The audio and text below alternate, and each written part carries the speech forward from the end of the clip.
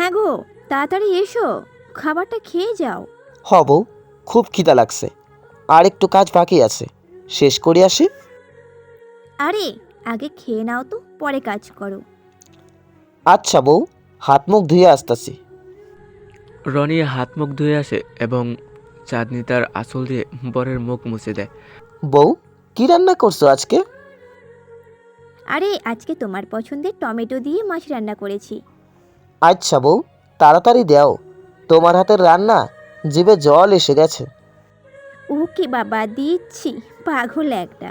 এই নাও, খেয়ে নাও এবার। তোমার হাতে খাইয়ে দাও।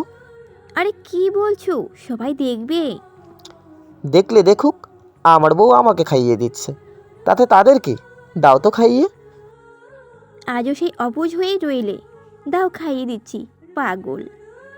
দুজন দুজনকে ভালোবেসে খাইয়ে দেয়। খাওয়া শেষ।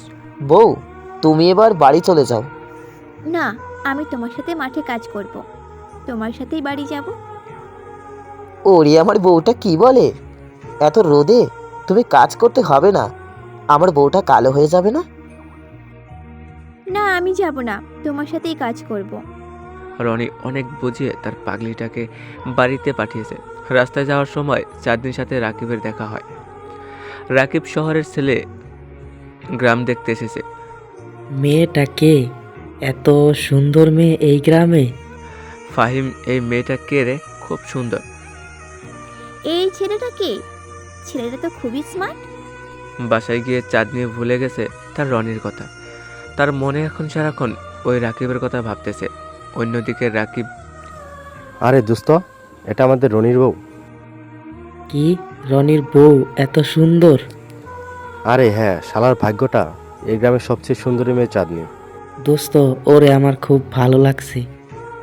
ওরে ছাড়া আমি বাঁচবো না। আরে কি বলিস, ওর বিয়ে হয়ে গেছে? তাতে কি হয়েছে? তুই ওর সাথে আমার কথা বলার সুযোগ করে দে দোস্ত। ওকে দাঁড়া, আমি দেখছি। চাঁদনি, তোমার সাথে আমার দোস্ত কথা বলতে চায়। কথাটা শুনে চাঁদনির মুখে হাসি ভেসে উঠেছে। আচ্ছা, কখন দেখা করতে হবে আর কোথায়? আমার সাথে চলো। হ্যাঁ, চলেন।